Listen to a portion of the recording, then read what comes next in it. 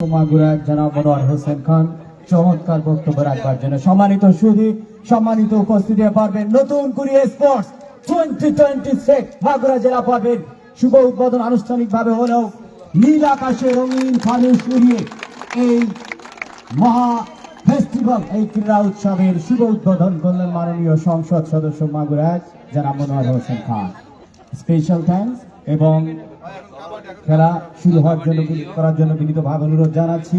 আমি মাঠটিকে ক্লিয়ার করবার জন্য অনুরোধ জানাচ্ছি। আপনারা জানেন সেই সাথে উপস্থিত রয়েছেন জেলা পরিষদের সম্মানিত প্রশাসক জনাব আলী আহমেদ, একই সাথে উপস্থিত রয়েছেন মাগুরা জেলার সুযোগ্য নন্দিত পুলিশ সুপার জনাব মোল্লা আজাদ হোসেন, বিশিষ্ট গীতিকার একই সাথে এবং সুরকার কবি, একই সাথে উপস্থিত রয়েছেন মাগুরা জেলা প্রশাসনের সম্মানিত ডিডিএলজি জনাব ইমতিয়াজ হোসেন।